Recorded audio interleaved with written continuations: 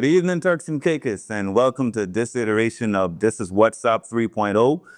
I'm your host, Shanadio Howell, and I'm happy that you're here to join in conversation with us. And this is such a great show this evening.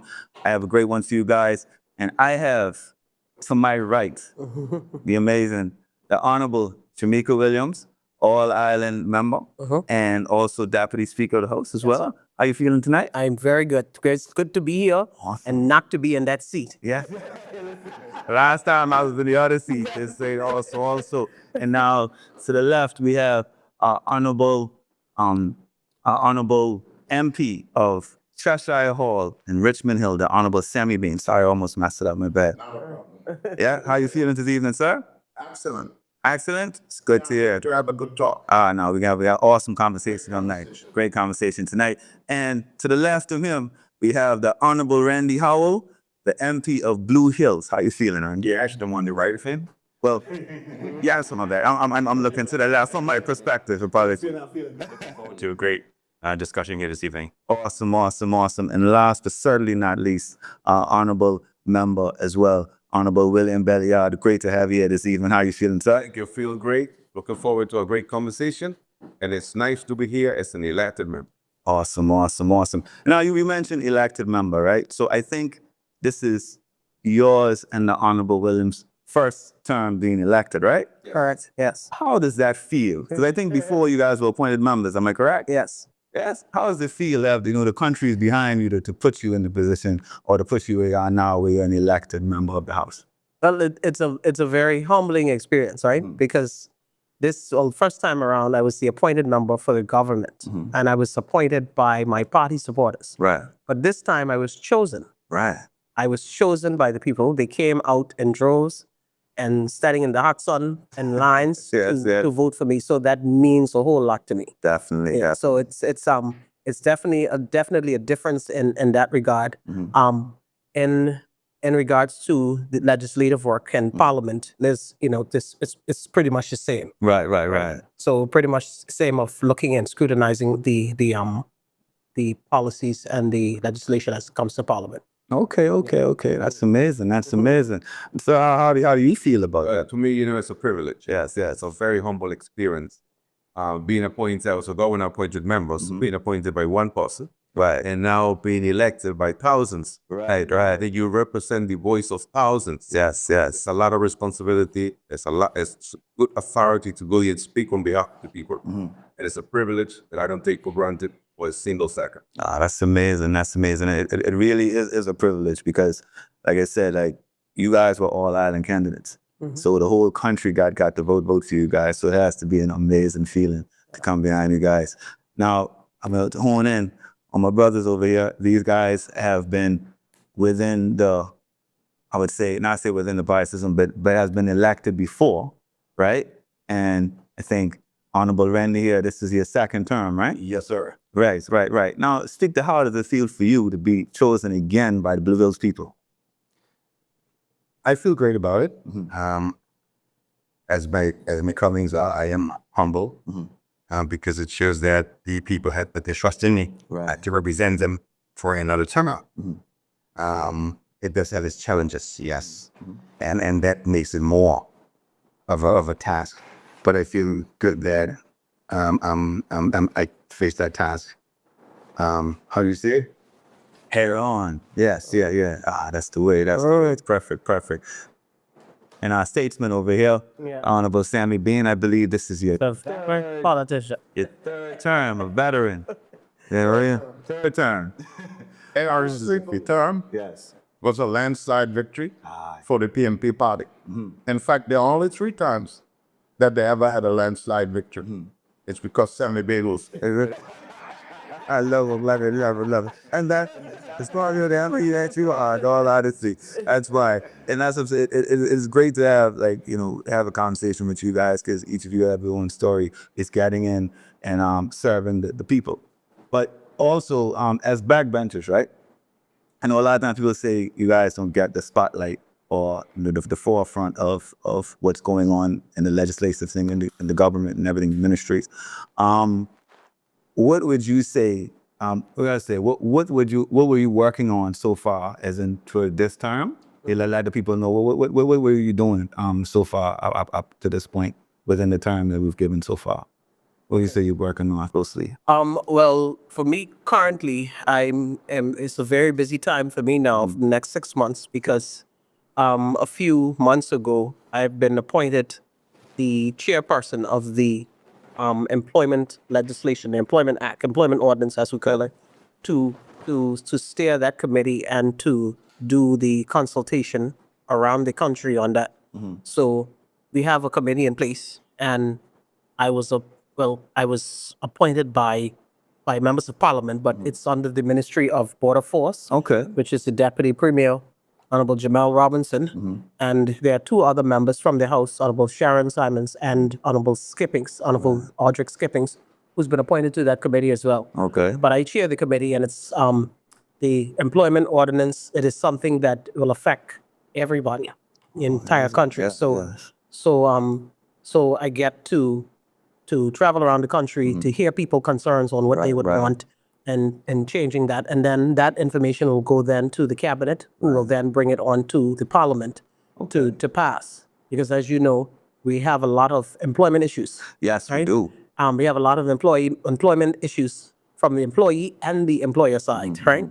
And so our laws need to be strengthened. The economy has changed.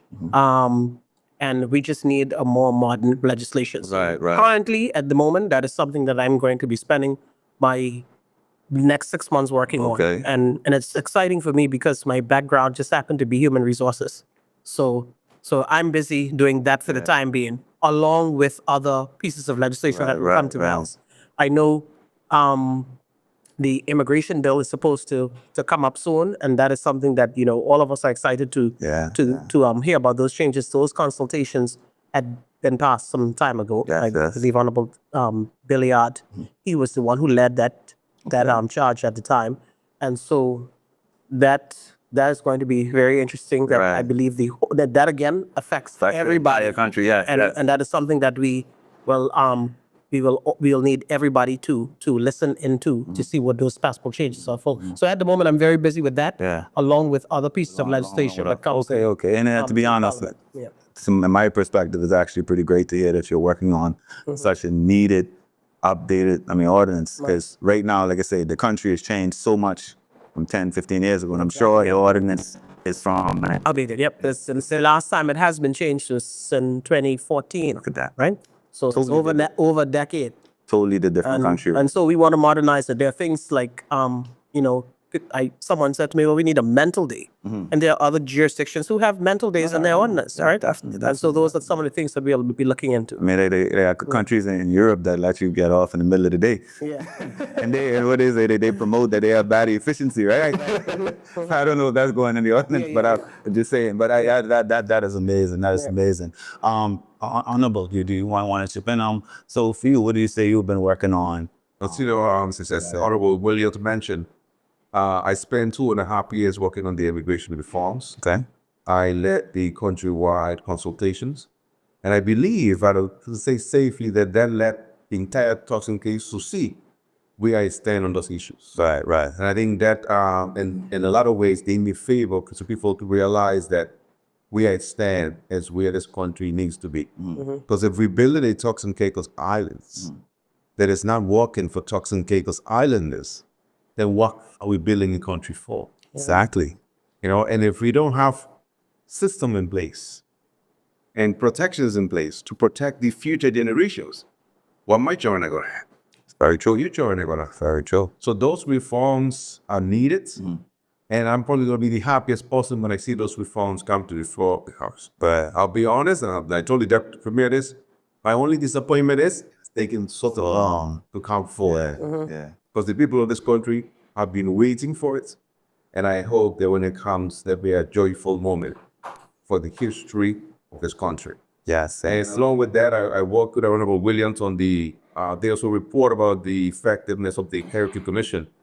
And we work closely on that the committee to our recommendations on that report. And as you know, any legislations that comes to the floor of the House, I make it my duty to dissect it, to study it, Yes. and to see.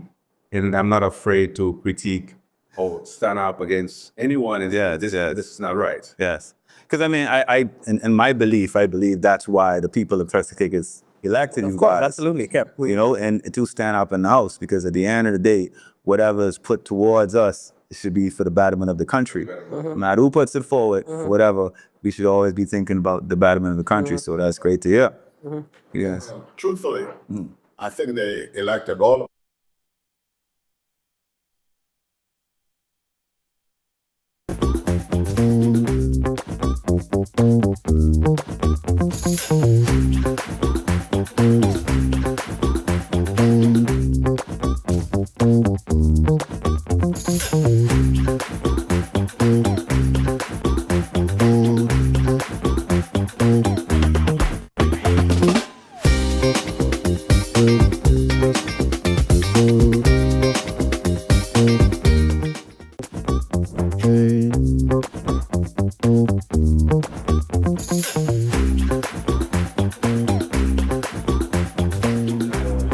You know, in this new term, right, since you bring back in, or what's your plans going forward?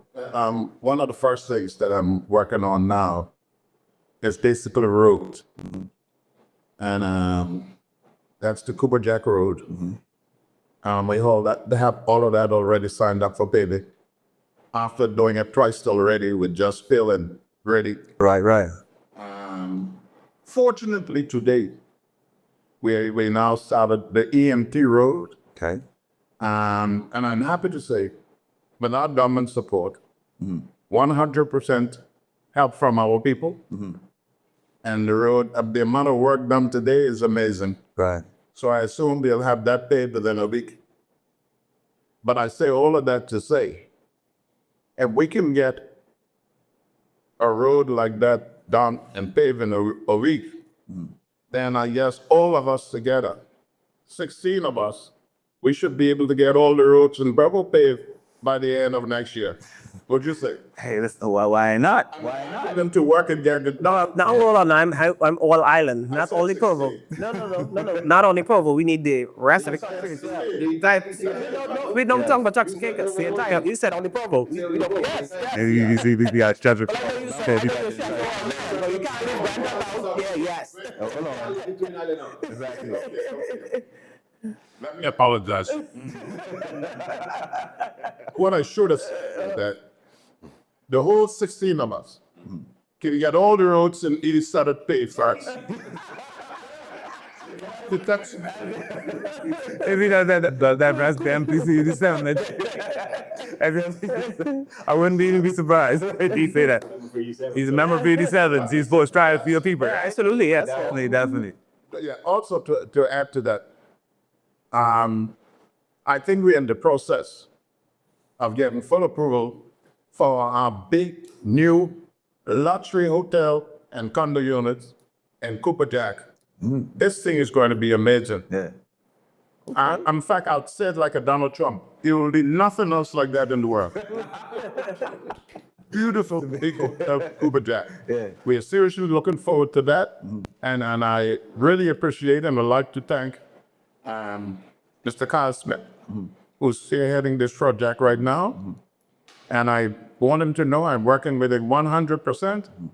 And whether my party likes it or not, I'm going to say that my party is working with him and us 100%. Definitely. And I'm sure whatever's good for Richmond Hill and Cheshire Hall, I'm sure the party's behind it and it'd be good for the country the same way. Well, exactly. Not just Richmond Hill and Cheshire Hall. Let me give you an idea just how big this constituency is. We have Udrulay, Baidu Street, Dockyard, Q-Town, Airport Road, downtown, Hey. Aviation Drive, Hey. Academy Way, Industrial Drive, Thompson Cove, Blue Mountain, Glass Shack, Cooper Jack, Discovery Bay. Yeah, for Provo. It just about almost take up 2 pages. Turtle Creek Drive, Turtle Tail, Turtle Cove, Richmond Hill Commons, Venetian Road, and that extend straight from airport, back of the airport, up to Venetian Road on both sides. both sides. As you said Turtle Tail though, wouldn't you have to describe or wouldn't you have to say which side of the road? Because I think you're divided in the middle of the road, aren't you?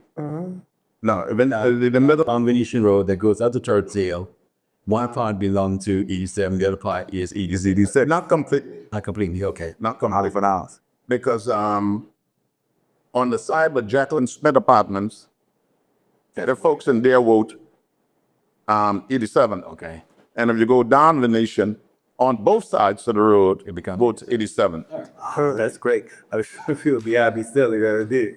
But at the same time, I want to hear from the Honorable Randy Howell. That's the what I've been working on. What's been going on? We're working on the Blue Hills. Well, ever since we had the budget debate and so forth, I'm sure that the country heard me during appropriations sessions, and they probably heard my speech during debate, during budget debate, and I pulled out those items that affects Blue Hills, Right. and try to call up the amount of monies in there that would be spent on Blue Hills. So now my time is spent calling up those ministers and asking, what happened? We're 2 months in, we're 3 months in, and there's no actions yet. Will we see some action? Right. Because everyone wants to see something happening. Yes, yes. Since then, early part of May, we we were requested to submit a few items for community enhancement. I did that. I think in total there was 7 items per district. I submitted 6 because I combined 2 because I wanted some roads done. Right. And they were like Nicole Close, Ingham Close, Shrub Close, Wealth Close. I know a lot of people don't know these roads' names. Those people the name rightly. Exactly. Miles Close, Mary Jean Lane. Yeah. And it's simple grading. Folks are constantly calling and asking, what about our roads? There's potholes, this, that, next. So I'm constantly making the calls. I'm constantly taking photographs and sending them and says, can we get some action here? Can we do this? Can we do that? I go out and take pictures of the beach there at Anita Corner. That's one of the community enhancement projects that I put forward. Right. When it rains, the water runs off the road onto the beach, washes out the beach section. The last time I was there, there's a beach section that just gouged out. So I took photographs of that and asked, how can we repair this? Right. Rehabilitate that section of beach. Right. There's uncompleted sections of the sidewalk. Let's get that completed. Right. The areas that have manholes and not properly covered. Let's get those. So all of these would be within the CEP. Yes. Okay. Those are items that I put within the CP. Changing the signage that leads into Blue Hills, where you hardly can see that sign. Right. The solar lights that were put there many years ago doesn't work. So that's just something visible, high up. It says Blue Hills and shows a map of the area where we can rename the sections like High Rock, Andrew Point, Wrestling.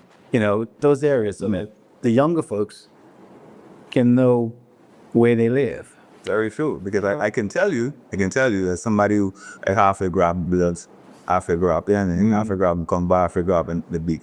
But as a young buzzer grab, I only know High Rock in those areas because of being in Blue Hills at that time. And now there are people in Blue Hills where High Rock is, they don't even know. They ask them there, do they need a corners? Exactly. They don't know. Some people refer to the entire place as High Rock. Yeah. But High Rock is just a section of Blue Hills, And then I'm constantly advocating, just like Honorable Sandy, I'm constantly advocating for roads.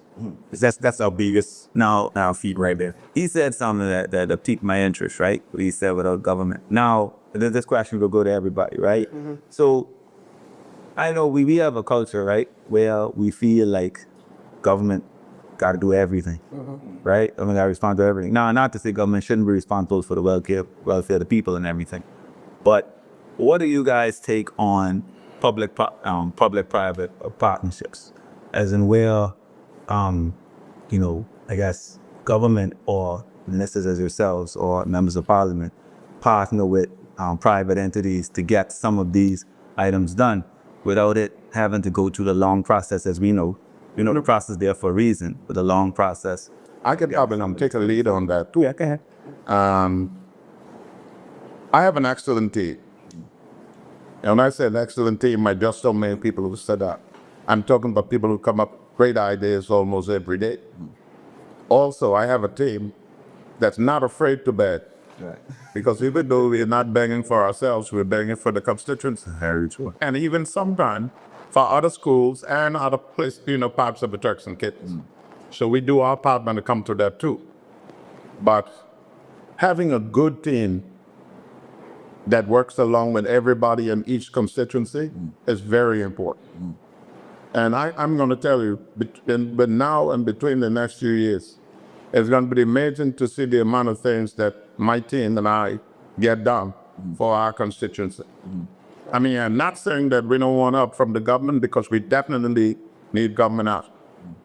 But we are not stopping. We're going to work every day to bring everything that I promised 87 to fruition. And I can tell you, so far for my 4.5 years, we have done an excellent job. So I take this opportunity again to thank my team. Also to thank CDMS, Arrow Point, Provident Limited, IDL, Smooth. I don't remember this company name right offhand, but I should have it somewhere about the Gains collection and believe, huh? Dean's Waste Management. Anytime you want a piece of equipment, we can call on Dean. He just say, send a driver to use it. That kind of thing.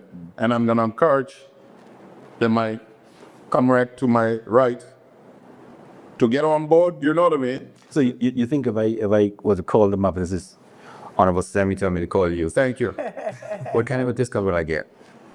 I don't discuss discount. I like to put her about it. If you're going to donate, I'd like to make a donation. I don't want to hear nothing about a discount. You give a discount to the government because they will pay. But when you're doing something for 87, and for us as 87, people from 87, It's a donation. then that's a donation. Oh yes, I just wanted to add to that because private partner, Public 5%. that deal. Yeah. That was a little tongue twister for me. But PPP, as we call it, right? I think it's very important, right? I think it's very important because, especially for investors coming to this country, there should be no investor who think that they should come to these communities and have no involvement. Because if you contribute to not only the economy, but contribute to to those communities that you have your operation in, then it's only going to benefit your organization more. I know some time ago, we sort of had a policy, probably was written in pencil, where it was a requirement for them to pay into the scholarship fund, right? And so we could have then afford to send so many children abroad on scholarships. I don't know if that's the case still currently, but it's very important because these organizations, these companies, these investors, they come to the Turks and Caicos Islands because they've done their homework and they know that this is a place where they're going to make mega bucks. They ain't coming in to make peanuts. No. They come in here and they're making mega bucks. And so it's supposed to benefit the people of this country. So if you are here as an investor, Yes. then you ought to know that it's your civic responsibility to contribute to the development of this country overall. So it's very important. But then there's another side to that too that we have to be very careful of, because we don't want to, to take in so much partnerships and to take in so much donations to the point where they think you own a political party and that you have to do this in their favor and whatnot. So we have to be very careful with that. But essentially, for me, it's important that we have those partnerships because they ought to be contributing to those communities. Right. So in Honorable Bean's situation, community where he mentioned some of those partners, of course, absolutely, they should be contributing to that community, as well as Blue Hills. Those persons who are down in the Blue Hills area, they should be contributing to that community. And the Bight has majority of the hotels. If I was the MP for the Bight, I would be knocking on every hotel door because it's their obligation to make sure that the communities are well taken care of. Very true. Very true. Because they're customers. They have to drive through these areas. Their customers have to pass these areas. People have to live around these areas. So it should be a major responsibility of yourself to take care of the area that you are making all this money from. Yes. Right? Definitely. Honorable, you look like you actually to say something. I strongly support this concept of PPP But especially for the hotels and resorts, you know, some of them are sponsor particular schools. That's good, but I don't think that's enough. We need to see more contribution. Right. Because we know they're making millions. It's obvious, you know, they're making a lot of money because sometimes you can see the tax write-off. And if you judge by the tax write-off, Yeah, you could say they would degenerate for. you can see what they generate. Yes. Because you won't write off millions of dollars in taxes unless you make a millions. And that needs to, you know, one of the tax write-off in the year of 21, 24. I was like, okay, if this company is getting this tax write-off, I wonder if the conscience is going to cause them to give something back. Now, the government just forgive me a large tax. Let me contribute X amount to the scholarship fund. Let me build a park for the kids. Let me do something, but none of them did anything back for the country. But I'm sure, I mean, the Honorable touched on it. I know, now somebody could correct me, there's some sort of legislation that says that, right? That if you make this sort of country, if you're doing like a resort, a certain number, you have to give back or you have to do this investment here. Policy, I've been seeing that. Again, I'm like a resort. It should be What corrected. I've never seen it in legislation, but what I know of it to be is that during the negotiation phases, Right. during the development agreements, Okay, that was some of the things that they, That's what I just about to Okay. say. yeah. Legislation. Oh, development agreements where the government forgives so much of their duties. Yes, stamp duties and all these other things. Right. Concessions, yes. So that Yes. then it was only necessary and it should be, I think, mandatory that they contribute back for certain things. And just that some people we can take everything and never give us back. Never give We need to nothing. fix that. And Yes, and that's where we're going to. And if we have so even this legislation, we need to do something. Yeah. Because I mean, you know, you are benefiting of these islands. Right. You should give something back. But going back to PPP, what I want to see scenario is not just the PPP with foreign investors. I want to see PPP with local investors. I love that. We have a lot of millionaires in this country. We're not going to call names, but we know who they are. love that. Why can these millionaires come together as Turks and Caicos private investors Right. and team up with our own government? Love that. Wouldn't it be beautiful? No, it'll be amazing. To have your own local millionaires partner up with the government and take this country forward. I can see Brian Drug is a major benefactor of that. We don't have to be waiting for a millionaire to come from France or from Russia or from Canada or from the US to make something happen in Grand Earth. There can be a successful PPP crafted between our own millionaires, private Turks and Caicos Islanders investors with the government. And I hope those who are listening to me can find a way to come together and make it happen. Because, you know, it doesn't really take a lot. Like every project isn't $1 million. Well, Some, I you know? I sort of agree with Belia, most especially when it comes to renter. But I think there's almost over $10 million, $12 million sitting in the fund on renter for the redevelopment of renter right now. What we need to do is get up there and use this money first. And then we can get, fight to get to get, stuff after that. Right. We can't get nothing off the ground that don't look good. I see some letters today that's going around on the internet where people are calling Red Tech a desert and things that look so bad and dirty. That writes me. I'm from Red Tech originally. You know what I mean? Yeah, no, I understand. Yeah, I'm gonna have to take a ride to go up there again on Thursday. I think we have a meeting on Thursday. We go to Red You Tech. can feel your sentiment. I have to look at that again. Let's be real. Our capital is Grant. Right. If you go to the UK, you see London, you can see visible signs there's Chicago. Right. If you go to Russia, Moscow, you see Moscow, you see it. visible Yes. sign that's Yes, Chicago. yes. If you go to the Bahamas and Nassau, you see visible signs this is the capital. International flights come here, this come here. We need to get it right. We need to get it together. Grand Turk has to be built so that when people see Grand Turk, they see the capital of the Turks and Caicos Islands. But I agree with you, and I do think though that, and I hear what you say about the fund, but you said something that really touched me when you talk about our locals coming together and actually investing in their own area as well.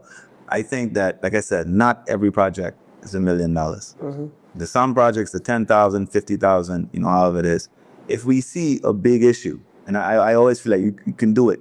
You know, it isn't always a waiting game on everything. You know what I mean? If you see a big issue, you know what I mean? Why not, like you say, come together, reach out to your MP. We can pool our resources and do something, right? It doesn't have to be, like I say, we don't have to build a school. We build a block. You know what I mean? Or, you know, or a classroom or something. That's just an example of something. But I get what you're saying. I would like to, and I hear the thing about Grand Turk, and I'd like to appeal to Turks and Caicos to understand that, hey, yes, the government is there, the ministry is there, but there are things that I feel like we can do, right? That we don't have to wait on. You know what I mean? And just like Honorable Samuel was saying earlier, the stuff within his roads, within his constituency, that he reach out, his team got reach out and get certain things done. You get me? Now, obviously, we leave to the government to deal with the highways and the bridges and you know everything else, the major infrastructure, right? But some of these things, I feel like I personally believe, I mean, again, going back to the Belliard statement, when he spoke about the local millionaires, he said there's a lot of them, there's plenty of money and stuff. And I know for sure, almost every person who have money in the Turks and Caicos only got that money in the last 20 years. So money is new to Turks and Caicos Islanders. And being new to Turks and Caicos Islanders, I can tell you, you need 2 crowbars in a pursuit to cry that out. So, but we always talk about country pride, or we always talk about patriotism. I know it's one of our biggest issues. And I'm glad you said that, because that was going to be what I was going to say. Yeah. Right? That for persons who have money to all come together and do something like that, it's going to take a level of patriotism for them to do so. And unfortunately, piggybacking on what he said, we have some people who just want to keep their money for themselves. And the more and more, they just want to get more and more. And they're not worried about what's happening in the country. But this, yes, the government has a responsibility. We've been elected to make sure that we push the mandate and to get things done in our country. Right. But not everything the government can do.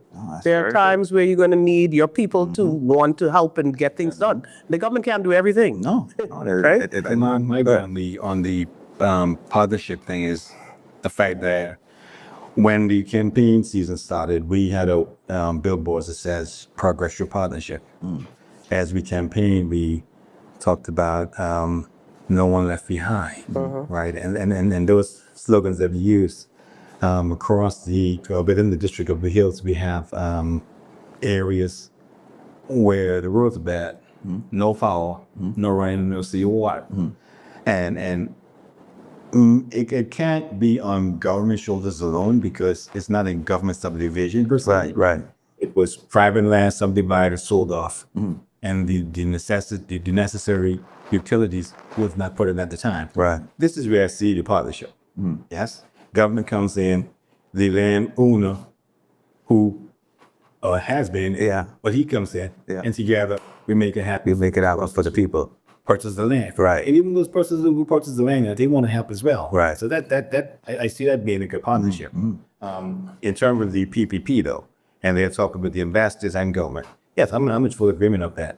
Across Blue Hills, I have a few donors. He mentioned Arrow Point. Arrow Point contributes wherever he can. Whenever I, tap 3 times, yes. But he does what he can. Right. There's Expert Solutions, Dream Villas, Lona Beach. They contribute where they can. As we all know, we can't be on the shoulder every time. No, obviously we can't. Yeah. So we have those persons who do what they can. Oh, that's amazing.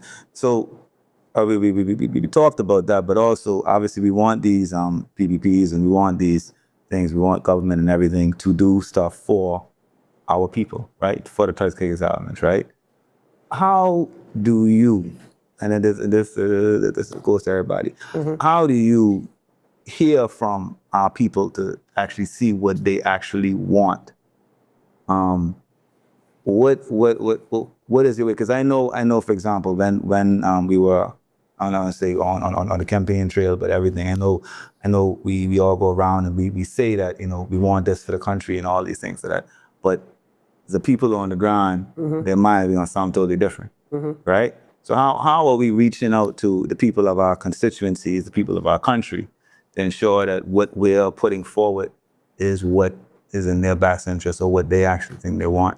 Anybody want to? I'm glad you touched on that point, and I was horrific. Because one of the points that I have here is that this we're doing tonight, I would like to propose this to be done to the other islands. But be done in a town hall fashion, town hall meeting kind of conversation with the community, where we can get questions from the audience and hear some of their concerns. For me, I am blessed with the opportunity to be a lawyer.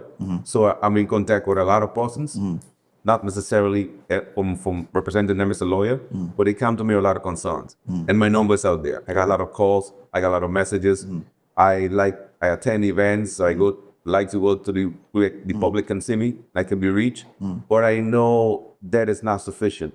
So, and it's also not effective, because you want to be able to reach large numbers. You want to be able to reach the majority of the persons that you can. And I believe that us as backbenchers have perhaps that opportunity to be able to come together and go across the islands and receive the message from the people. And sometimes take that message to the relevant ministers for what their grievances are. Right. Other people have grievances. Right. Some of them complains that they have tried to contact persons and they can't reach them. There's no secret to any of us. So if that's happening, then we can be the channel to communicate those grievances to the ministers. And I believe that I would encourage you as president of our Young Nationals and the chairman to take this kind of program forward and let it be a channel of communication for our people. Right. Okay. Let me to add to that too. In our jurisdiction, they all have our phone numbers. They know how to find us. They know how to find us if they need us, right? And I'm blessed to have a small restaurant too. And as much as that may sound insignificant to a lot of people, I hear a lot of complaints there every day. People tell me about things every day. There's not a day that goes by that someone does not say to me that this is a problem. I have this issue and I need this addressed. Or and so you're actively working on that. The beauty of being in the backbench that the ministers won't have is that we are the guys on the ground, right? So if they can't reach them, which in some cases they can't, because being real, they will reach us. So we are constantly hearing what the issues are. I don't know about anyone else, but I particularly like the group chats. Right. I may not say much, and sometimes you have to censor really what you say in those chats because it could be miscommunicated a lot of the times. But I particularly like being in the chats because I like to hear what people are saying. Right. I like to hear what people are saying, what the concerns are, so that I can effectively do something to help and address it. Now, a lot of the complaints that I've had, my style, I take it to the parliament. Right. Because that is my job. And a lot of times, people are offended that I'm taking it to the parliament, but that is a part of my responsibility. So if there's a grievance, and there's a lot of times, there are some people who will call and when you look, there are many persons with the same complaint. Those are the ones that I generally would take to the parliament, which is what I'm supposed to do.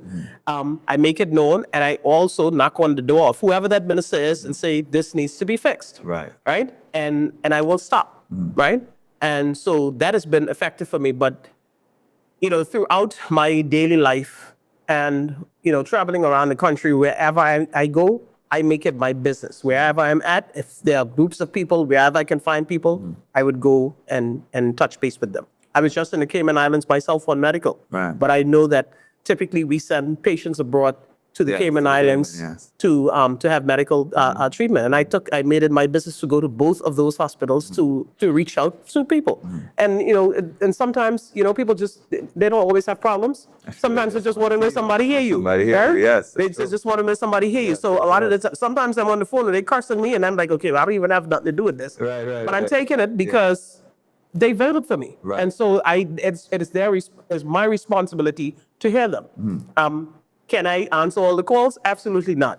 Do I answer all of the messages? Absolutely not, because I'm human too. But I try to return calls. I try to return messages. But, I like these kind of I feel like I dominating this conversation here. fair they charge the fair charge. No, but that's what I'm saying. So because I know, like I said, a lot of people have complaints, and we like I said, we spoke about certain things before, and I think that in my view, you know, you talk about backbenches and you guys on the ground, the MPs, you guys are the filter, right? And we just spoke about not everything has to go there. Some things can be dealt with on a lower level. And what I've seen is, and what I hear is a lot of people, it's just everyday stuff. Everyday Yeah, stuff. man. Sometimes it's the simplest thing. Simplest Sometimes they'll call and say, I need help with a form. Yeah. Like, what do? You help them with the form. Exactly. It is that. And, you know, at the end of the day, we don't need, you know, ministers who's supposed to be putting policies that's going to take care of my kids' kids and stuff like that. Always dealing with the pothole in front of the on the side of the road. You know what I mean? Like that's not the way it did. I think that the filtering process it should be there, right? Where it could be dealt with at a certain level. But you guys who are, you know, who are members of parliament for your constituencies, you know, like I say, I answered what's your way of hearing from your people? I would be straight up with you and I say to you, I think I fall down on that. Yes, I do take calls if I don't answer. I try to call back. I try to text back. But in terms of getting up there in front of people on the stage and saying, "Ray, rah, rah," just sitting next to the other, I fall. Nah, you ain't got to do that. That time is over now. That time is over. Eating, you know, once a month, once every 3 months, or whenever have you. And I would really like to do that. But I want to be able to stand in front of a group of people and give them positive news, you know? And when I'm not getting it, like I keep wondering, okay, I don't want to give any negative vibes about anything. Right. So, you know, and I had a very good, a good friend, a constituent who wrote me a text one morning. I got up and read it. I'm thinking, how do I answer back? And it goes on for a few weeks and find on the phone, it's just, you didn't answer my text. I says, I was waiting for the moment. You know, just reach out to me, ask me back, let me know what's happening. Yeah. Why you can do it on a one-on-one basis and people understand, you know, because you might be frustrated with a few things with the process. Yeah. Process takes off. You yourself can be frustrated with that process. One-on-one, they would understand it. But when you have to tell the group, it's the process. I'm like, yeah, right. Right. What process? No, and see that's part of why I asked the question, because I know there are challenges in you know, producing everything that people want. You know, everybody comes with a laundry list of every issue they have, right? And like I say, some are for government, some really got nothing to do with it. Right? So really nothing to do with you guys at all. Yeah, but I tell you, and I think 2 weeks ago I had a moment. I just laid back in the chair, sit back, and I smiled. Yeah. I was in the Channel Islands, Jersey, on the EOM mission. Their election took place on the 7th, and I was an observer there. But previous to the election itself, we went around. We met with candidates, and I'm sitting in an office and she's speaking about, oh, you know, I take in my district, I fix the potholes, I listen to the constituents, and, you know, I try to fix their issues and stuff.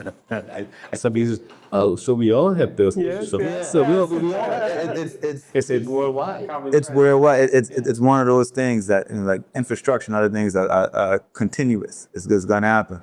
But, you know, like I say, a lot of people, they just want to know that they're heard, that it was actually tabled in one way, shape, or form. And, you know, that, you know, the person who they put forward to do that actually working on it. Or at least they put it to the person who could do it. You know what I mean? Now, I know that there are challenges, and I think you guys started to speak about certain challenges that you have when you went forward. Let me just say something about 87. Yeah, look. Just like I say, with my team. And we already went around 87. We identified every single pole where the light out. And did a complete list and sent it in for repair. We went around, we find every spot that we figure a camera should go. And send it in. We also did every single road that need paving. And I got the company to even press every rule and send it in. So all of this work, the government don't have to do none of that. Everything is already in there. And of course, I'm disappointed because I'm not seeing it being done. And I'm not saying it here just to complain. I'm saying it here so my people can know that I'm doing my work that I'm supposed to do. Right, right. You know what I mean? Yeah, no, I Almost everything that you could think about, we're doing it. And getting it done in time and having it there. But now my people got to make me shine. Yeah. Yeah, well, that's right. Start up 15 of them, got to come together and make me shine. Yeah, well, that is one of the things that I find a bit frustrating and challenging because you have persons who would call and say, "I have this issue," and then you would go to whomever. Sometimes it may be one of the technocrats in government. Right. It don't necessarily have to be at ministerial level. Yes, yes. Because not everything you want to take to the minister. Exactly, Right? yes. And it's frustrating that you would make the representation for that person on their behalf, and then nothing happens because there's so much bureaucracy. It's everything is just at a slow pace, and so and so now you have this person saying, "Well, I called you and you ain't do nothing." Right, right. When you've indeed done what you're supposed to do. Right. Like so, for us, we're not tied to any ministries. We don't have a budget. Right. That to our disposal, and so we're relying on whomever we make the report to Right. get it done. And sometimes it means being a pain in the Yeah. to make sure that you can deliver on what you need to. Very true. But I can tell you, well, I'm not going to speak for the rest of them, but for me, I advocate, I push, I make sure that I try to get whatever it is that I say. And two, you have to be honest. Because there's some things, sometimes people come to you with some unrealistic expectations. And I have to say to them, no, but that don't work like that. And it doesn't go that way. And it can't be done. You have to be honest. I like to be honest with people. Like, if it's something I can do, I do it. If it's something that I can't do, I can't do it. Right. I have no problem with saying that. But I push even with my colleagues to the point where sometimes they feel like maybe she look like she go on the opposition side. No, that's not the case. I'm just trying to make sure that I give the people the representation that they need because that's important to me. It's important to me that people stood on the line and vote for me. And I need to make sure that I deliver. You know, one mother, tell me something that I can tell The person who asked me to look into the situation for them. Yeah, and if I can deliver an answer, that's good enough, right? You know, because they see that you're at work for them. Exactly. To vote for you, to advocate for them, to represent them. Sometimes the only one is the essence. Exactly. Is I personally think, in fact, I know that we haven't done enough to educate a lot of our people for them to know the role of the backbench and what the backbenches play as part of the party itself. right. Because we can't give work up for work permits. Even if you get 1,000 people calling for work permits. We can't give visas. Yeah. You know, we don't have that authority Right. to Right. give anything from government. Right. That's why they have a cabinet. And those are the people who's in charge of all the giving and everything else. It's true. We can be used as a conduit, to get the message through to them, but that's as far as it goes. Right. You know what I mean? I know what you mean. We are not even allowed to go and take their message to the PS because then you're jumping the gun. Right. You know what I mean? We can only carry that message to our minister, and our minister carry it forward. So a lot of things that people think that we can do and think that we have power to do because we elected, it is not there when you're in the backbench. It's just not there. So, and I'd be glad that a lot of our people understand that. You know what I mean? We would like to. I would like to help everybody with everything I can. Yeah. Because I'd like to be doing something active. You know what I mean? Everybody's Some things we just can't do. Yeah. No, I mean, I listen. I understand that, and I can see where the challenge would present itself, right? Especially when you don't have your finger on the button per se to make these things happen. But we also do know that people did vote, understand, and the people do have high expectations for anybody that they did put in place to make these decisions. For the trust and confidence. Exactly. So you have to be seen to Right. And what I've heard from you guys so far is that at the very least, you are hearing the people and advocating for them towards where it's supposed to be. Like putting the pressure on who needs to get the pressure put on. Now, like I said, when I said nothing's happening, obviously there's certain things. For example, Honorable Sammy mentioned about the things that happened within his constituency. And I know that Honorable Howell had a couple of things on the books. I think you were looking at what was it, community center by the jetty, I believe. Yeah, it's the park by the jetty, and I was just saying this morning how, to say full investment in a walking park, it sounds like Middle Street, Grand Top. You hear those two names so much. Right. That you begin to say, so I don't want to hear about it anymore. I want to see. You want to see it. You want to see some tangible say thing. that. Working closely with Honorable Jolly, we visited the site on Friday last. Okay.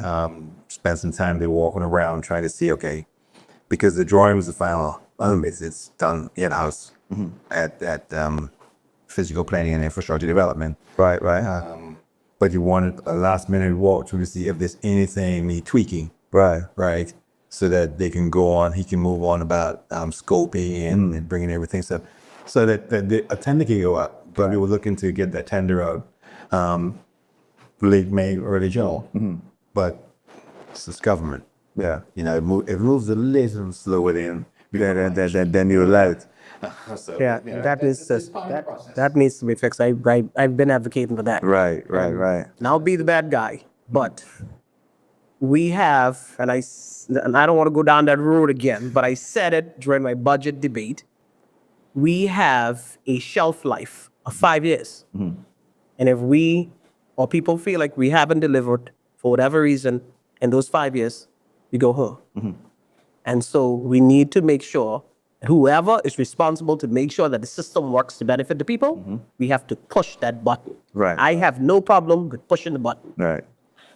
because we have to deliver for our people. I agree. Right? That's why they put us. That's what we're here for. That's what we put it in place for. That's what we're here for. So if I'm the bad guy, then okay, I'll wear the hat as being the bad guy. But we have to fix it. It has to be addressed, right? This anyway, I don't want to go down that road, but it just needs to be. It needs to be done. Because my nice thing is so we have to fix it. And I know the Honorable here has worked closely with creating policies and things like that. What would you say would be that policy that would probably need to change this process? What we want to the issue that we have, right, and I think it's something that the entire Tustin Cade is now too familiar with. There seems to be a great disconnect with the service and the delivery of their service. Right. And we have to find a way where we hold persons accountable Yes. for delivering on this service that they are put there to deliver for the people. And I don't mean diminish this, because I can tell you, if the service is not working well at the lower and middle level, it's not going to work well at the top. It's not going to work at the top. The only thing that's going to happen at the top, you got only blamed for it. Very true. And we're getting the blame. Yeah. Oh yeah, we get the full. Like what he was trying to say, What he was trying to say. what he wanted to say, was that we have serious problems in procurement and valuations and the tendering process. Now, somebody have to get in there and streamline the system. And until that get done, we now have budgets after budgets where we expect to get things done and nothing happens. Now it's just keep going back, rolling over. Mr. Howell, this has been an age-old problem, right? No matter who is in government, whether it's the PDM or the PNP, we have the repeat of the same thing. If you look at the manifestos for the PNP and you look at the manifesto for the PDM, a lot of what we've been charged to our mandate was, it hasn't been accomplished, right? First off, procurement, right? We have our contracts, our capital projects, but the procurement. Right. But I personally believe that, it's we just need to focus on, if we're gonna do these 3 major projects, let's focus on those 3 major projects. But you have all these projects just coming in, and then nothing is happening, right? The procurement process, it needs a full overhaul, full reform. I've said that publicly. I have no shame in saying that. And even the minister said it. Right. The public service needs a full overhaul. A full overhaul. We have people in the service from the top to the bottom that we're not being held, we're not holding them accountable, but be holding us accountable. It's not even under our remit. But they're holding us True. And the reason- and mind you, they should hold us accountable because they voted for us. So that is why, even more of a reason why, as elected persons, we need to push the button That's true. and fix it. And here's where it gets serious, right? Yeah. 2012 administration had one term. 2016 had one term. The 2021 administration, PMP, the administration, then the second term. The first time since 2012. The first time since the constitution was restored. That the government is elected to run second term. So we have a major mandate. We have a major obligation to fix that system. Very true. Because I don't think we'll be forgiven if we don't. Well, and it just and you know this, I constantly have to say this. This is impersonal, generally. Yeah. So I think a lot of people think that this is personal. Oh, he said the same thing over time. Yes, because it's something that needs to happen. I don't like the idea that as an elected person, someone has to come to me over and over and over and over about the same problem and it's not being fixed. Somebody has to be held accountable. It needs to be fixed. This is nothing personal. Nothing personal. Listen, I agree. I agree because at the end of the day, like I said, non-personal. We don't try to do things for the country, right? There's no way the country can move forward, especially we know that a system is basically broken. I'm almost confident to say, Genario, that the persons who work in it within the procurement system themselves know they can be fixed. Of course, absolutely, absolutely, yeah, absolutely. See the projects coming out and then it retender and then it's going back out again for a second time and retendered and whatnot. Like, when is it going to happen? We need to deliver, and let's be real, right? We know that we still have people in this country who's hurting. We have people in this country who's hurting, and that is more of an urgency as to why it needs to be fixed. Very true. It has to be fixed. We cannot. I saw a message today, and it said something about you can tell how you look at the most vulnerable, and you can see how things are progressing or whatnot. There are people in this country who need help, and that is why the system has to be fixed. Point blank. He's right. Can't even say no other way. We need a system as well where the executive body, cabinet members, and the different ministries, they take on the overarching initiatives, yes. And when it comes to the districts, maintaining the districts can be done by that member of parliament, right? Give him a budget, give him a small crew, doesn't have to be big, and let him be on his way. You know, there shouldn't be a need where the member of parliament representing the district has to petition the central government. Right. To say, to get the pothole fixed, to get the edge of the road cleaned, to get the road clearing done. Right? Yeah. Those are items that you can do within your district if you have the budget to manage. You're right. Now, I don't know if I overstepped this, so tell me if I am, right? But in my conversation, anybody watching previous interview with, I think, the Honorable Sean Malcolm, I believe, and he mentioned about the different district councils or District boards, yeah. District boards, yes, exactly. So you talk about different district boards and how they'll be operational. Now, the one that I know about is they have one in Milkakis, right? I know about that one, and I know that they had a couple of projects that went directly to them, and they were able to do a couple of things. Is that something? I don't know if that's been rolled out in Providenciales as yet, or does that tie into what you were speaking about as well? Or that's kind of Being north, middle, south, Sawkey. okay. I don't think that the same system would work for Provo and Grand Park. You have 6 districts here. Yeah. Population of 80. Very much, yeah. Your issues are rather major, right? That's it. I don't think. Maybe it would, right? Maybe it needs to go out for consultation to see what comes back. I mean, I get some feedback on it. Yeah, I haven't said anything for. Here's what we need to do, Senator. Here's what I would suggest. I know some may disagree, but it's been done in many other Commonwealth countries. We should have a constituency development fund there's a special fund set aside for each constituency to take care of small little projects.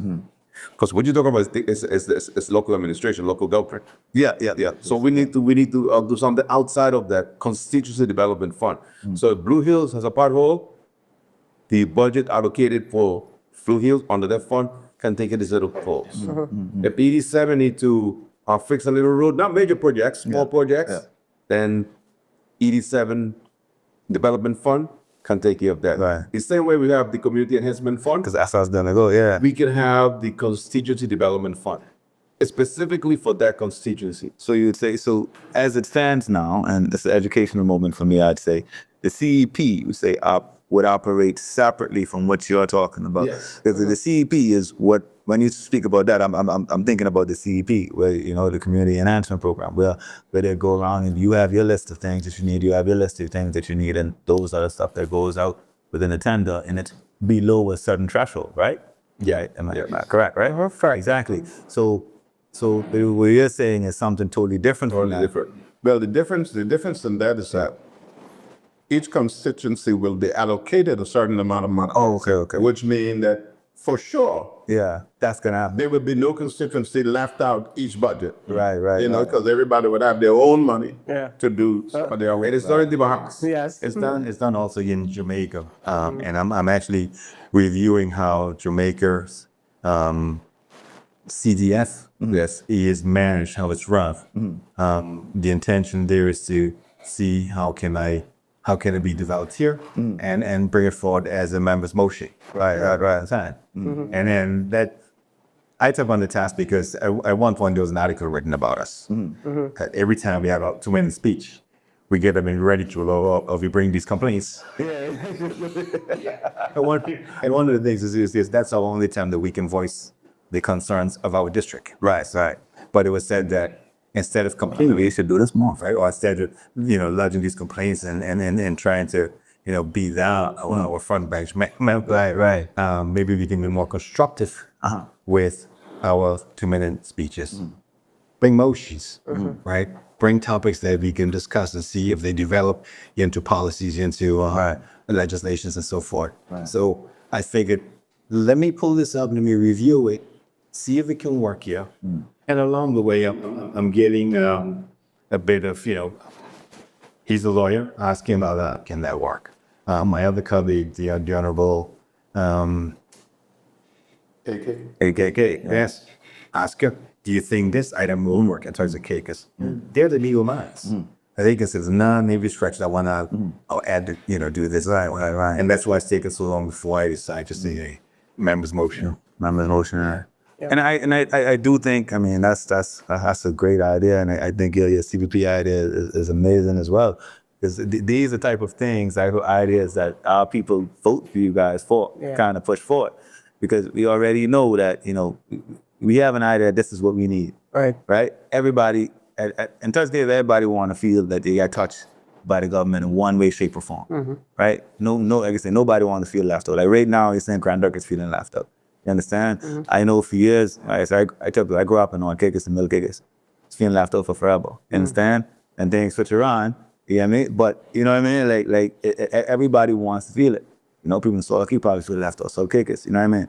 Yeah. So, I mean, the ideas that you have are great. And I really, and I say this, I really hope that that's something that you guys put towards the floor. And I hear, if I know here in Parliament or here, it's definitely a good idea, because Carvey, as it stands, they think that the constituency allowance was at its fork. That's not even called a constituency allowance. It's called members allowance. That's what it's called. It's called members allowance. They changed the name. Yeah. Members allowance. Okay, let's look at it. I think I get $1,000 a month. 12. $1,200 a month. And you divide that into 1,700 people, that means everybody would be entitled to 70 cents. But actually, it wasn't. That was not what it was designed for, right? It's designed to assist you with doing your job. So, for example, if there's a funeral in South Caicos and I want to go to South Caicos and I'll have fun to take me over to South Caicos, I don't have a budget. Right. So those are things that's what it's for. And people, for whatever reason, thinks that this constituency allowance is States that was super. I got the nice.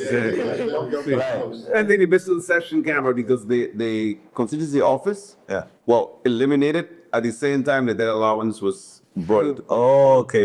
So, but that allowance is not a replacement for constituency office because how can you find an office without 100? Yeah.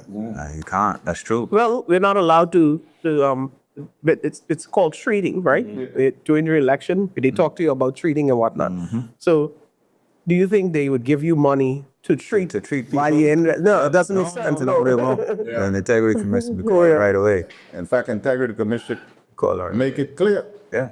You're making a small salary. Use it to take care of yourself and your family. Because by the time you're going and giving out money, then you find out that you're short of money. You know when you're short of money, it can lead to all kinds of things. True, very true. So that's amazing. That's amazing.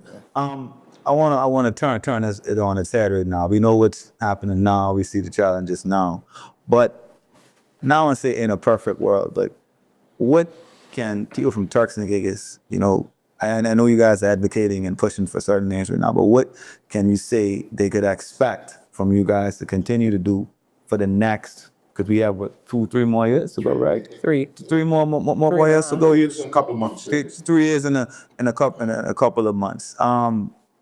Honorable Sam, when you start off, what can you say? All half approval that you have. I mean, this list was like 2 pages long, right? So what can the people in your constituency, what you've done and what you're trying to do, what do you say in your mind by the end of your term you expect, okay, this is what been completed, this is what I'm looking forward to be done? Well, I'll go back to the roads first, because that's a serious problem. And then the roads itself, if and when the roads are fixed, of course we will need 1 or 2 new bypass roads, at least from Q-Town through Blue Hills, and then from Glass Shack go to Venetian, and then hopefully I have one through Blue Mountain area.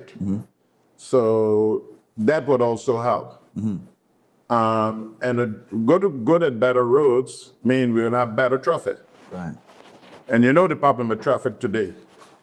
Without alternative routes, that sort of, help to alleviate the traffic quite a bit.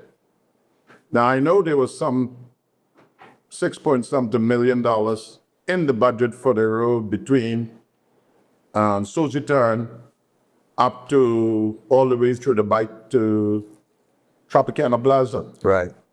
Of course, I thought that would start already, and I haven't seen anything on that as yet. But knowing my party, even though I feel a little downhearted now, but I strongly believe that within the next 3.5 years, my party going to deliver. Right. I strongly believe that we're going to deliver everything that we told the people that we were going to deliver. And of course, people like me, I'm going to work my hardest to ensure that at least my constituency get what I promised them that they will get. And I can tell you there's nothing, and I'm not going to stop working on that. Okay. So the hotels, I think we're doing pretty well with hotels in the area. We have a couple of major hotels right now. We have a lot of expensive Airbnbs. And with this new hotel, I think that will probably be done within the next 3.5 years. And that would be a major, what we'll call it, development for the area. And I know a hotel of that size will be able to hire almost anybody that need or who would be looking for a job in that area. So I see high hopes for 87 in the next 3.5 years. Okay. Sounds great. The Honorable, you want to? Oh, you want me to chime in? Yeah. To fit in, or where you see Blue Hills in the Next year. the next 3 years. What I really would like to see is all of the items that's been listed in this year's budget. Let's clean the cachet out, right? So that comes 27, 28 budget, we can have a new list. I don't want to see the same items from this year reappropriated in next year's budget. It doesn't benefit us none. Right. Right. But items such as the new block to the Clemenau High School, which is a 3-year project, right? It's at, I think it's 3.6 million in total, 1.2 or 1.8 in the first year, and the balance over the next 2 years. Yes, the clinic project. Once we can relocate the current facilities, or temporarily relocate them, right? Demolish the building that's there now. And the minister, we spoke last week, he's looking to, it's being designed to have a clinic, which Premier spoken of, polyclinic, yeah, right, yeah. They've added space for a residential fire department. So I don't know whether that's going to be 1 truck or 2 trucks as yet. But we're looking to walk in there, see how these buildings are located. Right. So we can do some kind of schematics, put something on the roadside so that people passing can see the future of that property. Right. It's a probably ability to utilize the entire property to put in all of these different facilities. Okay. That's a 2 to 3 year project, right? The roads. We've been talking about the additional roads from Bleals to downtown for the past year now. I don't know how long that project will take, but again, maybe that's a 2 year project. So, within the next 3 years, those 3 things I would like to see happen and more. I'm at the drawing board now, meeting with architects, talking about a community center for Bleals. Right. Something that can benefit both Wheeling and Bleals. Right. So I'm asking the statistics? Not Ford Roxon. No. They count the people, the heads. Oh, yeah. Yes, for statistics. Yeah, statistics. They're asking there, what is the population like between Wheeling and Bleals? Not just voters, everybody. Because what I would like to do when I go to an architect, I would like something, a rendition of something that will support the growth.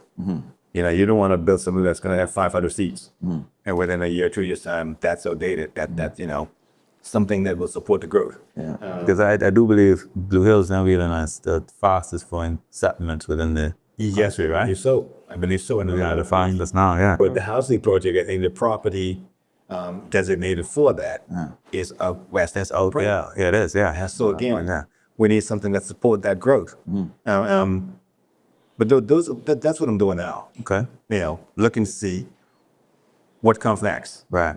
Let's have that ready so that once what's in line now is done, here's another 10 projects that we can begin to work on.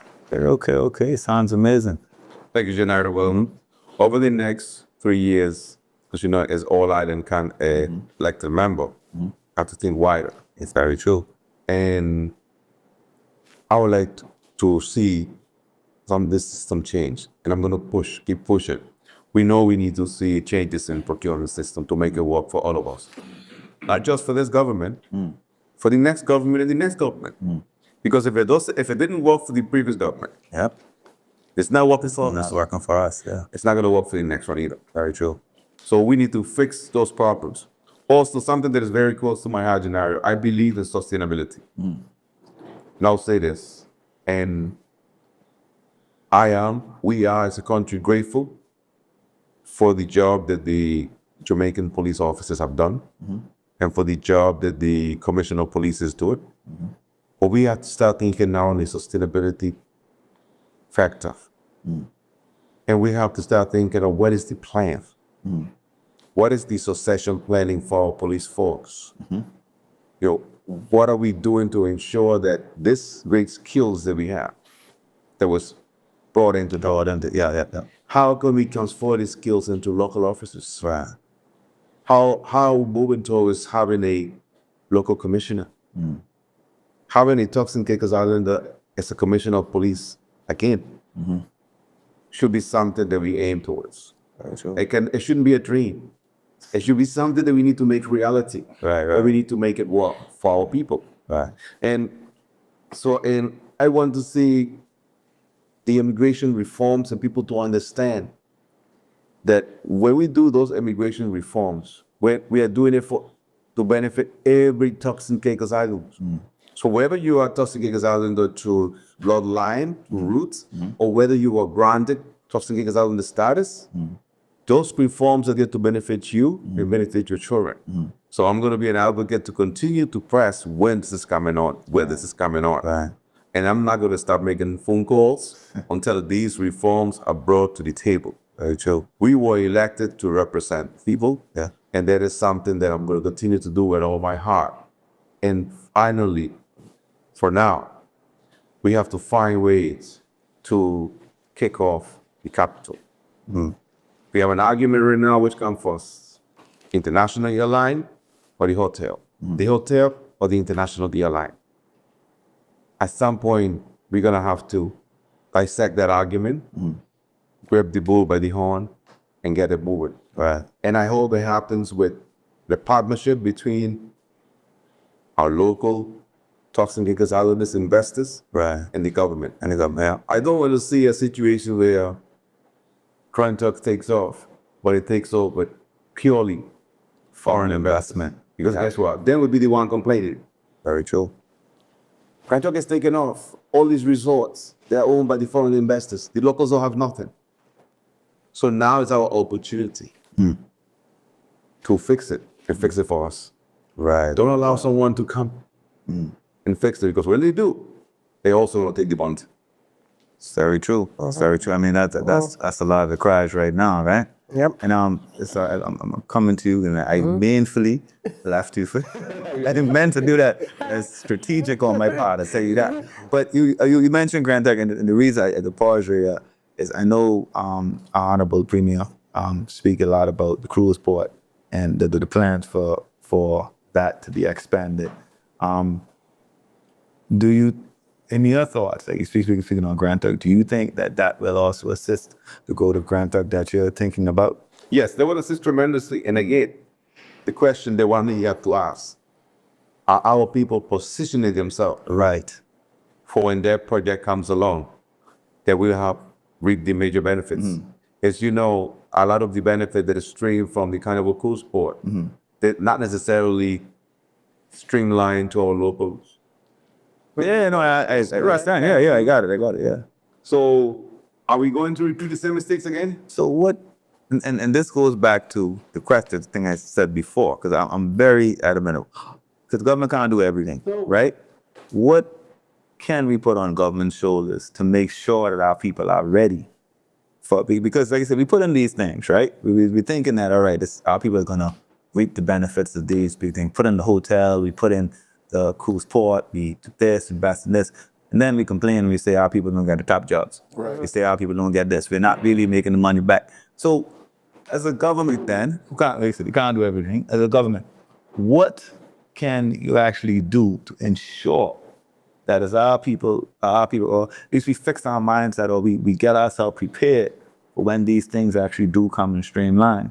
Bearing in mind that we can't control time always, that we would say, okay, it's probably gonna pop off now. Deals happen and break down, so it might happen the day after, or it might happen quicker. We never know. You know, what do you think as a government we can do to prep our people?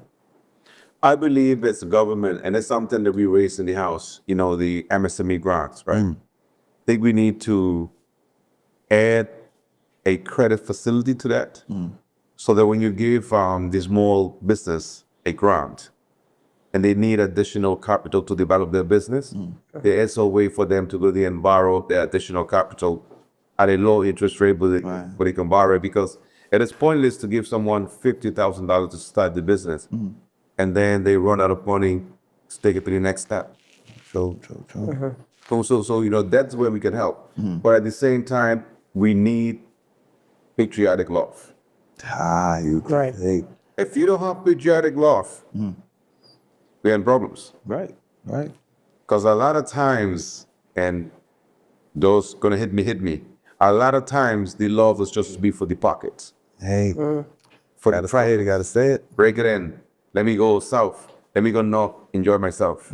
But it's not the patriotic love to doing it for your family and for the future of this island. Very true. Very true. And let me add to that, and I would start where I began from beginning of the show, with talking about the changes to the employment ordinance, right?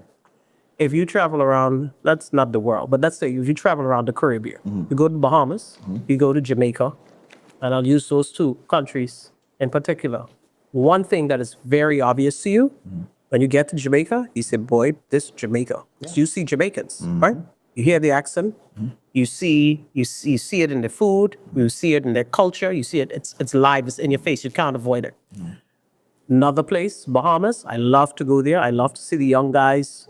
They all starch. There's something about a Bahamian man. They starch and they fast, right? They starch well, and you see it, and it's live. You go to the restaurants, you go to the hotels. They are the persons who had those establishments, right? And so that is my vision over these next couple months with working with this employment law to modernize the law and to put stipulations in place to make sure that our people benefit, because it does nothing for Grand Turk. If we have a vibrant economy, private sector economy, and the people aren't benefiting, right?